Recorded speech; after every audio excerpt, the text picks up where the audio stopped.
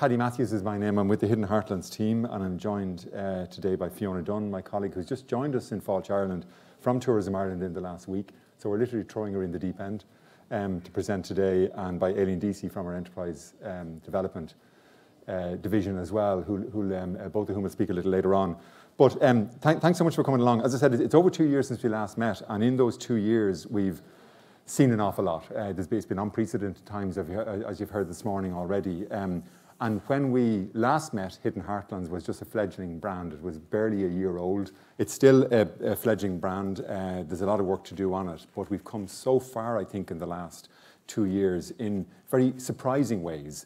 I think we've had a captive domestic audience, as we've heard, over the last 2 years, and I don't think anybody would have expected there to be such interest in a place like the Hidden Heartlands as there has been over the last 2 years, which gives us huge grounds for optimism about what the future might hold and the interest that's there within the domestic market for what we have on offer in the Hidden Heartlands.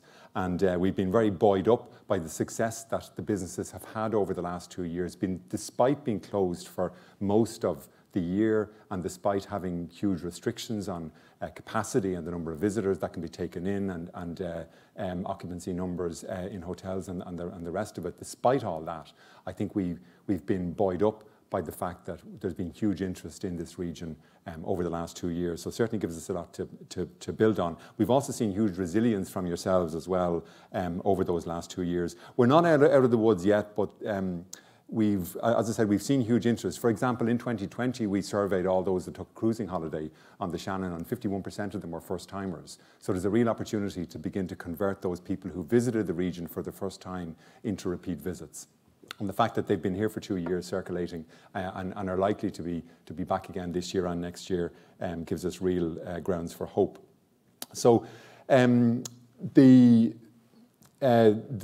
success, certainly, that you've had puts us on a much stronger footing as well. So that's the context, really, for today's session. And we've set an agenda which is, with that context in the background. We're going to take a very quick look at the year we've had last year. We won't spend very long on that, but there are some important lessons to learn from it, and we just want to dwell on some of those lessons and try and take them forward into the years ahead. We look at our plan then, our strategy for the next 5 years that Paul Keeley just spoke about. We have a draft regional tourism strategy in place now for the next 5 years. We'll just highlight some of the aspects of that and the key points. And then we look at how we can together accelerate recovery and growth for the year ahead as well.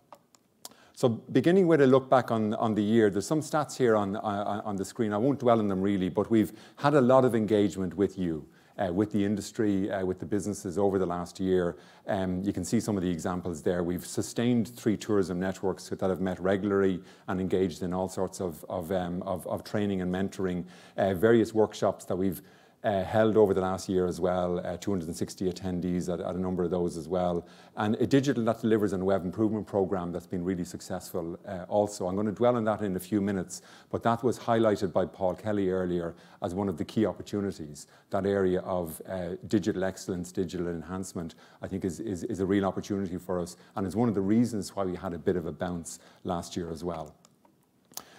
The figures that you've already seen nationally have been broken down here just for the Hidden Heartlands region, and the kind of investment that we've seen over the last year, 2.3 million in outdoor dining grants. If you think that Hidden Heartlands is probably, somewhere between 6 and 7% of the of our stock, of our accommodation stock, or activities, or our visitor attractions, that's the kind of share that we have. Probably 5 to 6% share of the market as well. These are impressive figures that's been invested within the region. We've had over €200,000 paid out to 44 B&Bs under the Restart grant, and the business continuity scheme then has seen over 2.5 million, 2.6 million paid out over the last year in the business tourism continuity scheme as well.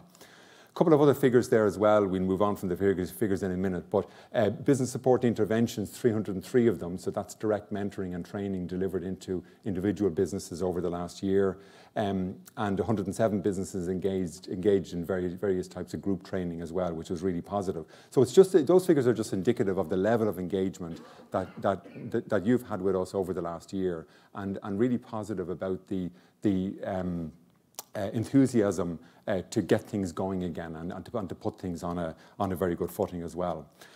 The Digital That Delivers programme is rolling out nationally now, but we got ahead of the posse in Ireland's Hidden Heartlands. Just before the pandemic hit, we began our web improvement programme. It was a pilot programme. It was seen as a pilot for the wider Digital That Delivers programme that's now been rolled out nationally.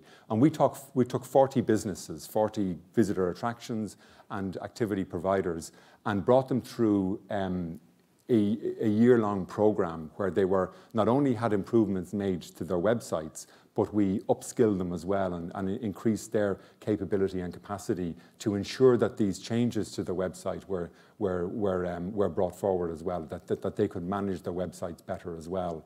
So we saw, you know, of the 22 businesses that were live about 4 months ago, we did a big, there's more of them gone live since now, it's over 30 now, and by the end of March, we'll have all 40 live. But even those 22 saw a 291% increase in visitor numbers to the websites, over 650% increase in page views, 69% increase in average session duration, and then the bounce rate, the speed at which people leave websites, that's the figure you want to go down, so a negative figure is very good there, 32% there as well.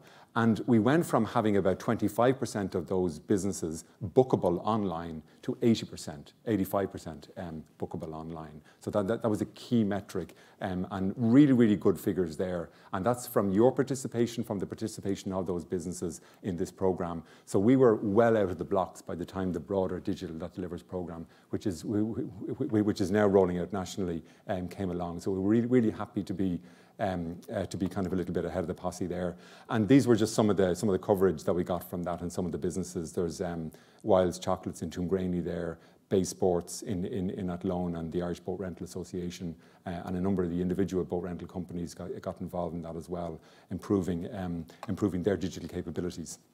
One area that we focused on as well throughout the year was golf, and I have to thank Stephen Masterson, Michael Dolan, and the others in the Hidden Heartlands Golf Association for the work that they did with our support on the new website for Hidden Heartlands Golf Association. That's still ongoing at the moment, just been wrapped up, and it'll be ready by the time the season kicks off again. And we also created a new video, and I just think it's worth playing just in light of, I'm surprised Tony Walker's here today, that he's not still partying, but just the fantastic win by Leona Maguire over the weekend. So we're just going to play this quick video that we put together, and this is something that we'll be pushing out in overseas markets as well as domestically as well over the coming months.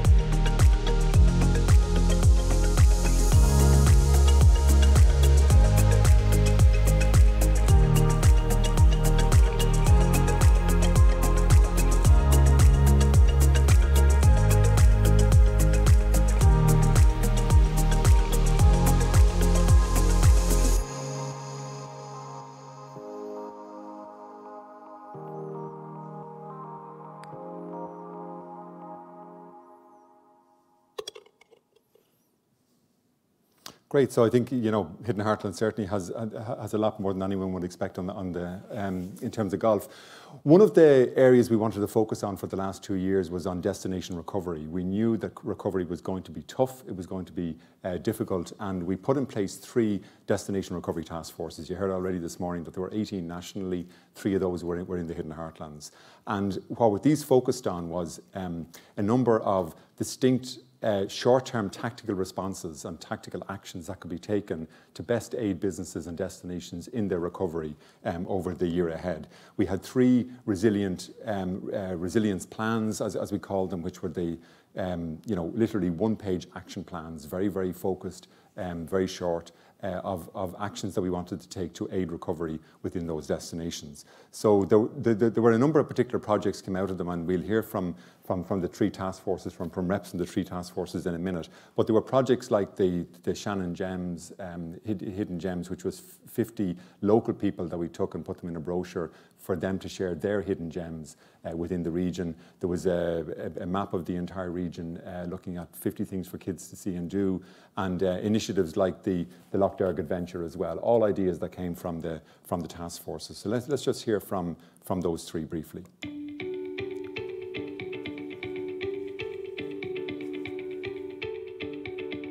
Quite literally, the arrival of COVID coincided with the disappearance of business. I was very fortunate to be associated with the Hidden Heartlands, and in particular their task force. One of the initiatives that we came up with was reorienting ourselves towards families. So we had to start thinking innovatively to engage with stakeholders who had appeal in terms of visitor attractions and activities. Start bundling and packaging and roll that out very, very cleverly. I passionately believe the success of this initiative has been our ability to pivot, and I think this will stand to us, not now, but also in the future. We've got a great team from the Hidden Heartlands. There's great collaboration goes on between all the stakeholders. It's been a fantastic improvement to lifting tourism in this area, just even in this season, which was quite short. The 50 things for kids to do on the map was a huge success. It was a great coming together of all the local attractions, and probably the first time it was ever done, certainly in my lifetime anyway, here in Athlone, and it was a great success, and hopefully we'll do something similar again next year. The Destination Loch Derg Recovery Task Force was really, aimed at what could we do to sustain business in this very uncertain times in the pandemic. The Adventure Loch Derg app got people out there to explore around the lake, from the picturesque villages to the tracks and trails that exist. But also, interestingly enough, the locals actually got a lot from it as well, because they explored areas they'd never been before. It was a great showcase for Loch Derg in its entirety. The Destination Loch Derg Recovery Task Force has lots of ideas in the pipeline, but the first one we're going to focus on is a campaign we've come up with called Reconnect 4. It'll be a branded campaign that will support the industry to give a clear message to people what Loch Derg is all about.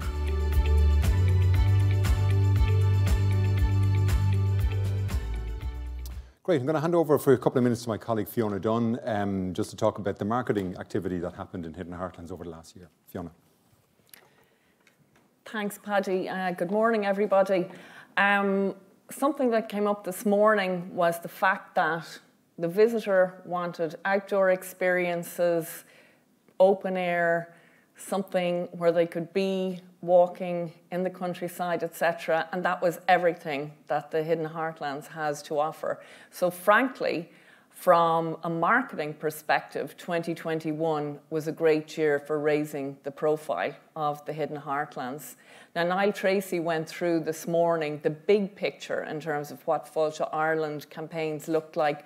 But just very quickly, for the Hidden Heartlands, we saw a huge rise there, the number of trade referrals, and as Niall explained for yourselves, that's hugely important because they are the referrals that go through to your sites from the Discover Ireland site and help convert into bookings. So that was hugely important. The website, the section of discoverireland.com featuring Hidden Heartlands, got much more profile than it had before.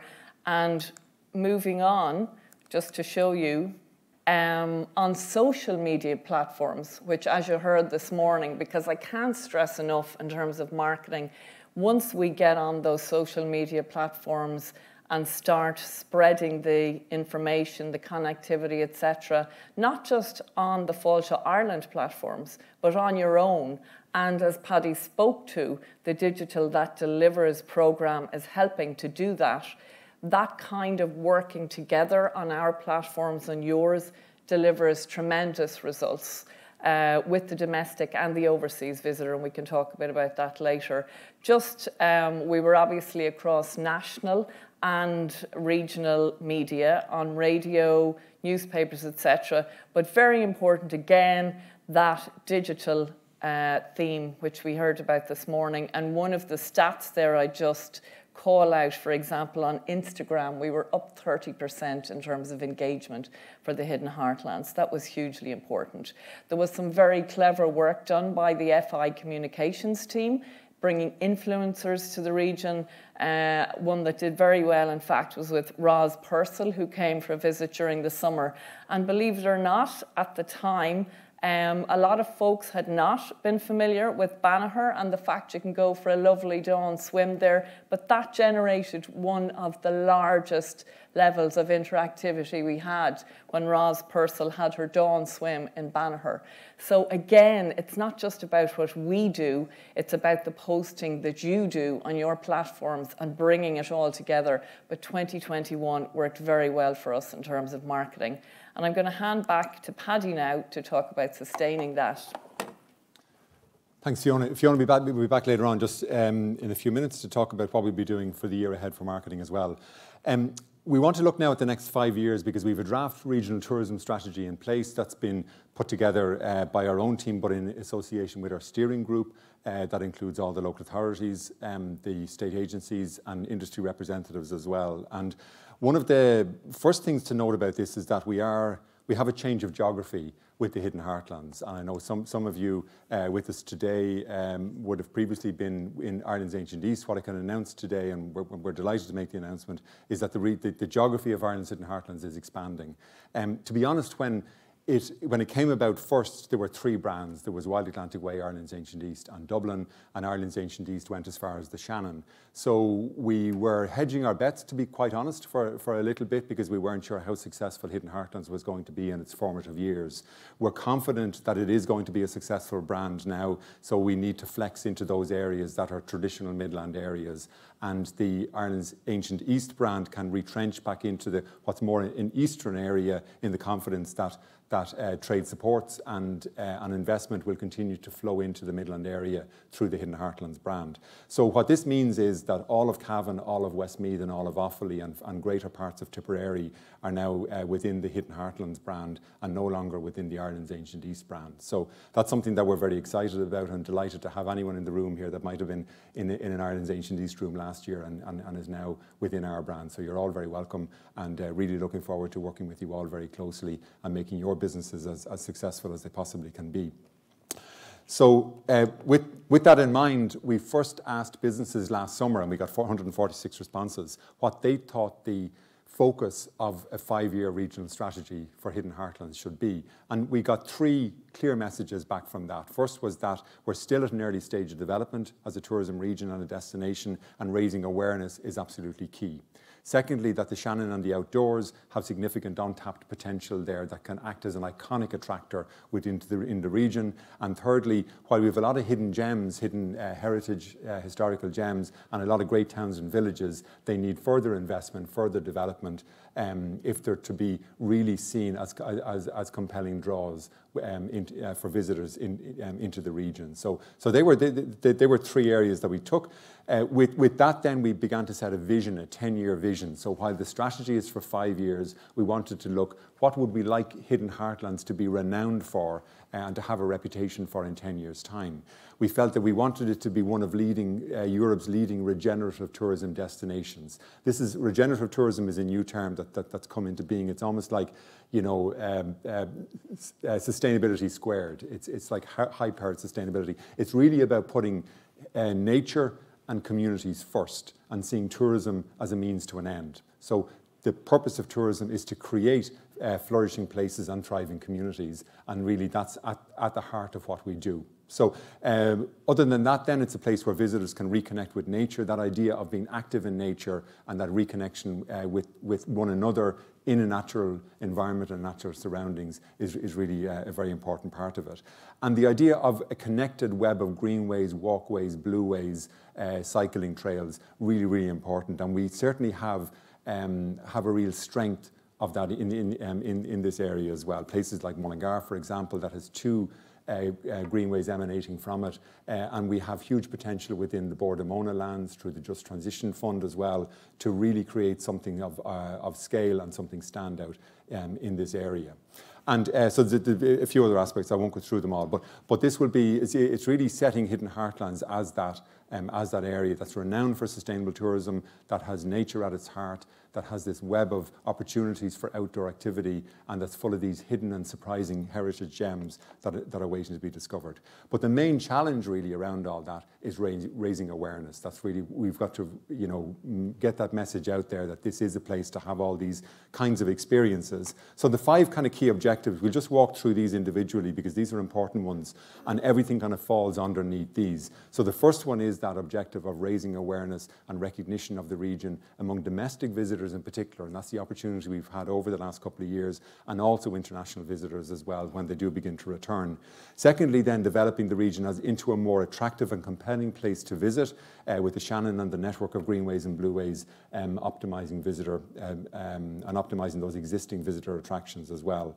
To increase the duration of the visitor stays. We have a surprising long length of stay for international, but not domestic. So the real opportunity is trying to extend that domestic stay, the challenge rather. Fourth one then is establishing the region as one of the leading regenerative tourism destinations within Europe. And I think we have, as Paul Kelly mentioned earlier, that's one of the 3 opportunities that exist. It is a challenge, but it's a bigger opportunity. And we, in this region, because we're not as developed as other regions yet, we have an opportunity to graft that into everything we do going forward from now on. And then fifthly, building a committed industry and stakeholder coalition with enhanced capabilities to guide sustainable destination development. Really, those partnerships are at the heart of everything we do and so important to us. We measure success then across 4 areas called the VICE model, which is visitor, industry, community and environment. And that's really about striking a balance across those 4 needs so that none benefits at the expense of any of the other 3. The focus then for product development will be very much on developing a strong spine of attractors for Hidden Heartlands. We have the Shannon River and the Bear Breffni Way as 2 dual spines down the centre of the region. Out from that then there are very compelling visitor attractions, historical attractions in particular, that need to improve their offering as well. So we'll be working very closely with them. We're also seeing quite a lot of investment already flowing into a number of attractions within the region. This idea of a web of greenways and blueways is very, very important, and I think that will build up a critical mass that will become building a strong reputation in Hidden Heartlands as that outdoor area where there's huge opportunity to get active in nature. As I said, that developing more sustainable form of tourism, and festivals is an important one as well. We don't have in the region at the moment what's regarded as a national festival. We have the FLA coming to Mullingar this year and next year, and there's huge opportunities to build a strong legacy around that, and we'll take all those opportunities with Westmeath County Council. But certainly building bigger festivals and festivals that have more attraction capability is very, very important as well. We're already seeing, as I said, some investment flowing into the product development area. We have 4.8 million going into the Shannon Pot and the Cavan Burren. One of our 4 big investment projects nationally is within the Hidden Heartlands. We've seen 2.5 million go into 3 shared water facilities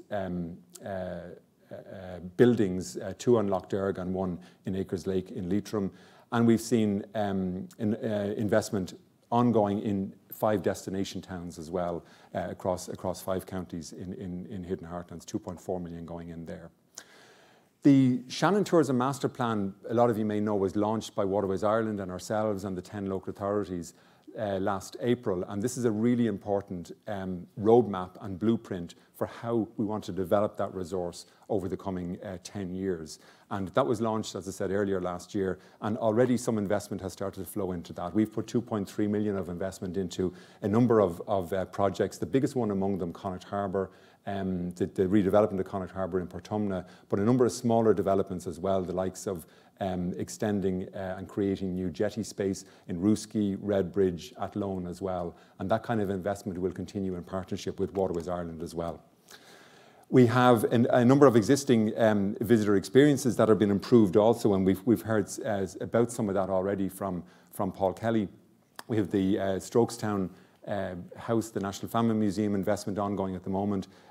Joe Tynan's here from Strokestown, and that development will be opening hopefully by Easter. At Lone Castle, investment in there as well, the Cavan Park I mentioned, and Knights and Conquests in Granard in County Longford, significant investment also going in there. One of the key opportunity areas we believe exists is around what's a crisis within Bordemona and ESB at the moment, but an opportunity from a tourism perspective as well, and the reuse of some of the cutaway bog and existing bog within the Midlands. So we have a significant study ongoing at the moment with Bordemona at a regional level to look at the opportunities to build out this web or lattice work of walkways across their land as well. We're seeing the extension, for example, of the Dublin-Galway Greenway west of Athlone to Galway, and a lot of that looks now like it might be through some Bordemona land as well. So we want to maximise and optimise those opportunities with Bordemona, and we're working very closely with them on that. This is just an initial audit of some of those greenways and opportunities on peatlands for further trail development as well. So that work will continue this year as well. And again, coming back to that theme of sustainability and regenerative tourism, it's the ability that tourism has to regenerate communities and regenerate nature is the area that we're really interested in, and how that can then enhance the opportunities for enterprise development and jobs growth as well. So there are a number of measures that were outlined by Paul Kelly already, so I won't repeat those, but it's really about rethinking what tourism success is all about and putting communities and nature at the heart of that success as well. So it was mentioned earlier on in the plenary session that there are going to be a number of destination and experience development plans rolled out across the region. We're going to have at least 5 in the Hidden Heartlands over the next 3 to 4 years. We have one already existing. Sinead Cahalan is the tourism officer here today from Tipperary County Council, and Sinead and Tipperary, along with Clare and Galway, led out on the first experience development plan for Hidden Heartlands, which was around Lough Derg. And that was launched earlier this year in April as well. Around the same time the Shannon Master Plan was launched. And what we're hoping to do then over the next couple of years, activate another one for the Upper Shannon later this year, and activate then 3 next year as well. So every part of the region will be part of a more detailed action plan. So our regional strategy sort of sets the framework, and under that framework then there'll be 5 detailed destination and experience development plans. So just to dive in for a minute into what the Lough Derg one looks like, to give you a flavour of what the others will look like as well, we have one, actually Joan is here as well from Clare County Council, who worked very, very closely on this, Joan Tarmy who worked closely on this Lough Derg plan. You can see how the Hidden Heartlands strategy sets the framework for the Shannon Master Plan, and that then sets the framework for the Lough Derg VDP. The VDP and DDPs are actually more or less the same thing. If an acronym stands still long enough in Fáilte Ireland, it'll be changed. So we have what was Visitor Experience Development Plan is now Destination and Experience Development Plan, but don't mind that. So what the plan tries to do is to zone in on what small interventions will make the biggest difference to the destination, and that's what that planning is all about. So there were 4 action areas identified within this plan. One was around destination management, the second was destination innovation, what new ideas were coming forward. The third was hubs, and we'll focus in on this one in particular because it identified 4 particular hubs in Lough Derg that if they were tackled and if successful projects were brought forward there, it would potentially have a transformative effect on tourism around the lake in total. And then the 4th area was around destination marketing. And looking at those 4 hubs, we're already seeing some key projects come out in these 4 areas. One was around Portumna, Terryglass Laura on the northern end of the lake. And as I said, Fáilte Ireland's putting, with Waterways Ireland, is putting in 1.3 million into the restoration of Connacht Harbour there. And there's a very good Portumna 2030 plan that's leveraging successfully RDF funding as well from the local authority there. In Nina, there's a project that we're involved in with the local authority, another RDF project around Bamba Square, the historic quarter with the jail and the castle. Killaloe, Ballina, the councils there have a very exciting project around greater mobility and ease of mobility around Killaloe, Ballina. And then the fourth hub is around Holy Island, and Joan in Clare County Council is leading out on a very exciting project for the realising the tourism potential of Holy Island in a very sensitive and sustainable way. So there are four projects that are happening, which were identified as kind of catalyst projects within that destination development plan. So they're the kind of plans that we'll be rolling out for the rest of the region as well. Measuring the targets there and measuring success and setting the targets for that plan, it's really looking at kind of a year-on-year 3% increase around visitor revenue, domestic bed nights, and year-on-year increase in occupancy levels within the hotels, particularly within the shoulder season as well. So in terms of turning a focus then on this year in particular, so what's going to be different that we're going to do this year with you and in partnership with the industry, I want to call on Aileen Deesy from our Enterprise Development team who'll just share with you some of the developments that are going to happen around business supports. Thanks, Paddy. Hi everybody, my name is Aileen and I'm coming to you from the Enterprise Development team in Fáilte Ireland. You normally wouldn't really see us, but we work kind of undercover behind the scenes to bring you all of those business supports that many of you and your teams might have been on over the years. So we have been doing a lot of work in the background. We realise we're in this unique place. We haven't been here before, coming out of a pandemic, and moving towards survival and recovery. So we've been having those conversations with businesses like yourselves, with the different sectoral bodies, as well as international and national research that we've been doing ourselves. So we've come up and created a whole new suite of supports. The important thing was that these supports and training, that it's relevant to you right now, but we'll also see through 2022 that we were using the best-in-class delivery model possible. Just move on there. And also that it was easy to use and accessible to all. So we took all of these factors into account, and what I'm going to walk you through in the next couple of minutes is our new national capability program schedule. So it's slightly different to what you might have seen before, but it's way easier than what you might be used to. I just want to say as well that the main focus of these supports are to drive efficiencies, drive down costs, and really drive performance. So ultimately, in a nutshell, we're aiming for the bottom line with these supports. So I'm just going to walk you through what the supports are going to look like. We have chosen, from our research, 6 key priority kind of core business areas. The first of these is finance and commerciality. I'm not pressing it hard enough, I'd say, there we go. So we all know that this is a really important part of every business. Our research has told us that while a lot of businesses are doing this extremely well, there are some businesses who could improve in this area. As we know, driving the commercial side of your business is really important, and having financial stability and viability is the bedrock of any business. So we have come up with a range of supports that you will see in a moment on our national schedule, and we'll be encouraging everyone to engage with those. Finance is always the one, that's not kind of the one people run to, but we really believe it's the most important one of all. So next up then, we have sales and marketing. So we're going to be bringing you a whole range of supports that are focused on this new message. So we know, again, that customer sentiment and customer demands have changed dramatically over the last 2 years. And as tourism opens up, as international tourism and destinations, as they open up, there is going to be intense competition and we need to get our slice of the pie. So we really need to focus that message and the right message to the right audience. So the focus of these particular supports will be to get that message right, to really encourage people to, to click on and to make those bookings.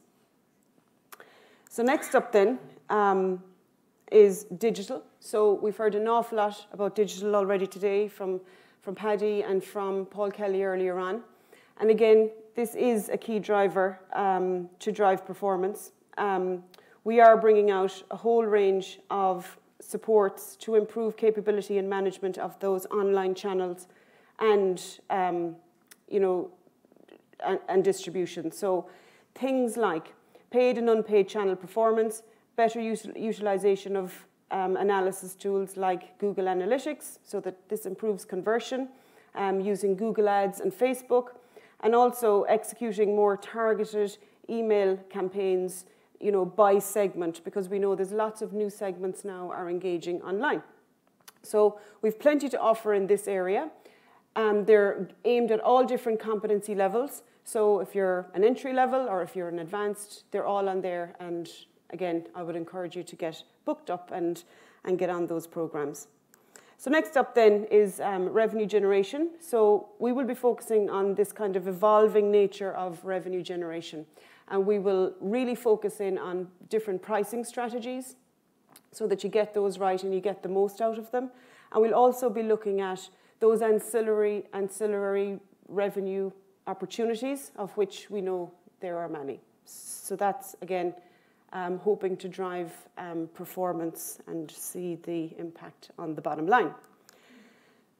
So again, this has been spoken about this morning. So we know that people are at the core of our tourism businesses. To really bring that service and the experience for the visitor.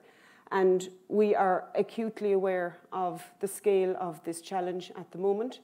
So it is timely that we're bringing out this suite of supports, which will include things like webinars to show you how to be more kind of innovative and creative around interviewing process, so that you can plan as much as you can for the year, with given the scale of the challenge that it is.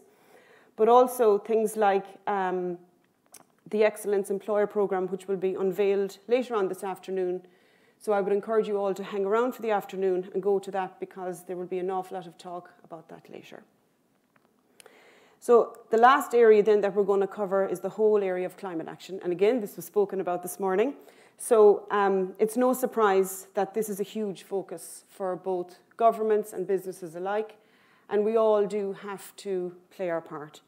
So we're very excited to say that we will be bringing out a range of supports in this area. We'll be starting with the carbon calculator. So this will be a first for Irish tourism. It will be a dedicated carbon calculator so that everyone can go and look and see where they're at right now. And to help you with that, we're going to bring out what we're calling our Climate Action Playbook. And this is it's basically for tourism businesses. So it will show you and tell you everything you need to know about the whole area of climate action, no matter what part of the journey that you might be on. So we know a lot of businesses are well on their way, but there are those businesses who, aren't actually started the journey yet. But this toolkit will actually tell you everything, no matter which part of the journey you're on. And a huge part of the focus of this will be driving down costs of things like energy, food waste, water, as well as how to tell your climate action story and sell it so that you're really engaging with those audiences. So I mentioned already our national calendar. So this is new, and it's up there on both the Business Supports Hub and the Trade Portal. It is live and ready to go. It is already populated for the first 6 months. So I would encourage everybody to get on there and start booking places for you and your teams as soon as possible. It's the best delivery model that we've researched, and also it's much easier to use.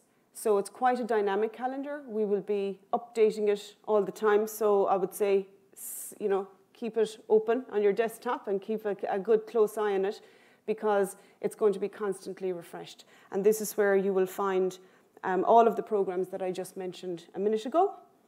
And speaking of the Business Supports Hub, so the Business Supports Hub, again, it complements that calendar. So for those of you who don't have time to go on an extended session, the Business Support Hub is full of bite-sized pieces of information, self-help videos, and lots of tools and templates that are all expert-led, all underpinned by research, and are available always on, and they're all free. So this is really something that also every business should be very much aware of. Now, you can get to the calendar through this as well.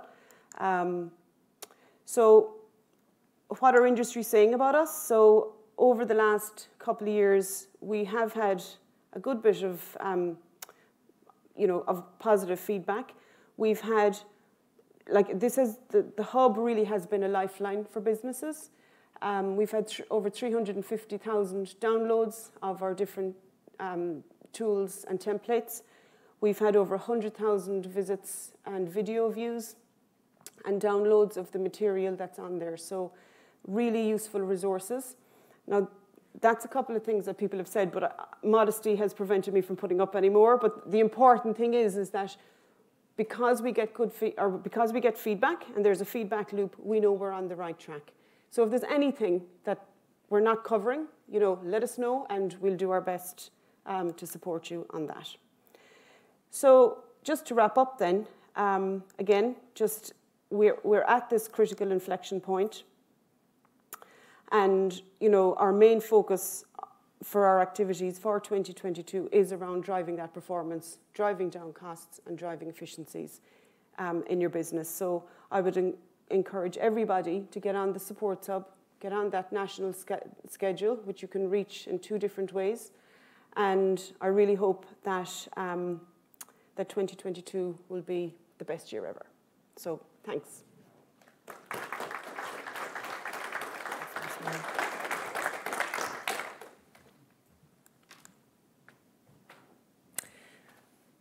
Thanks a million, Aileen. And just keeping on the theme of accelerating growth and development, really, the work that Aileen and the team do in enterprise development is critical to the success of marketing for the domestic and the overseas visitor, and primarily the domestic visitor, which is really where we're focusing on at the moment.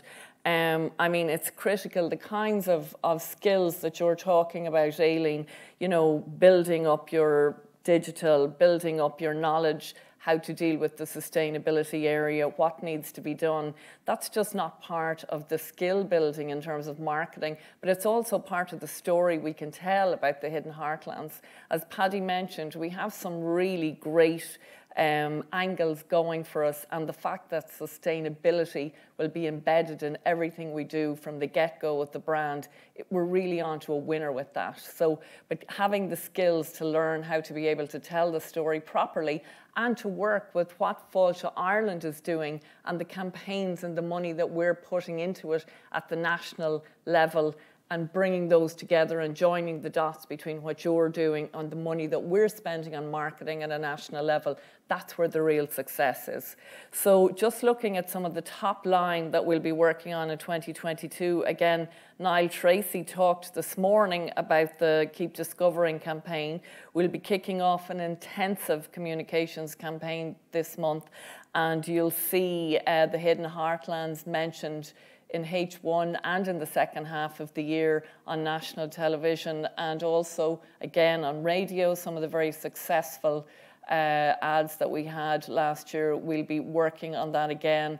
And as Niall also talked about, the geo-targeting, that's something that's really interesting, just pushing on the whole idea of attracting the domestic visitor, bringing them back again, those folks who've been in the Hidden Heartlands already, and growing the appeal of the brand proposition, which is very strong. You can see some of the breakdown there in terms of the months, where we'll be and what platforms we'll be on.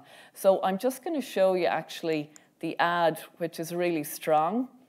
which you'll be seeing on television shortly. You might think you know Ireland's hidden heartlands, but maybe it's time for a closer look to chart your own course through sparkling still waters, where adventure waits amongst the treetops, and on foot over ancient trails, to chance upon charming towns and drift with the flow of this land. Keep discovering Ireland's hidden heartlands. Lovely. Just another key bit of news as well. Tourism Ireland will be launching the Hidden Heartlands proposition on Irelands.com within the next couple of months. That's really important. It'll probably dovetail with the post-Mehel period. That's going to be really important for reinforcing the Hidden Heartlands brand, not just with the overseas trade who have been slowly introduced to the proposition, to great success actually with some of the continental European trade, but also importantly to the overseas visitors when they start coming again. So that's something to watch out for in the next few months. And then just finally, look, we've been talking about the idea of working together, and that's hugely important in marketing. And myself and the team at the Hidden Heartlands will be reaching out to all of you to hear about your marketing plans for the year ahead, and just to make sure there's synchronicity between what we're all doing. But something as simple as the assets on the content pool. I talked earlier about Instagram, a 30% rise in terms of visitors to the Hidden Heartlands Instagram account. That's major, and that's one of the key platforms for us. So please send your assets into the Fáilte Ireland content pool. There's nothing the consumer likes more than something that's authentic, something that's showing your morning on the Shannon or your morning out in a bog walk. That really sells it for us. So I'm just going to thank you, look forward to working with you, and hand back to Paddy to finish off. Thanks, Fiona. I just have to wrap up really and get you off to lunch because I don't want to be standing between you and lunch. But just to recap on our team, which is growing at the moment because we've new geography coming on board. We've a new team member coming on board in the next 2 months, which isn't named here, but we have Tony, Sarah and Grania are our 3 team members who have most immediate contacts with the businesses. So, you know, I think you'll all know which team member you have to contact. Grania, if it's for South Roscommon, Westmeath, Longford, Offaly.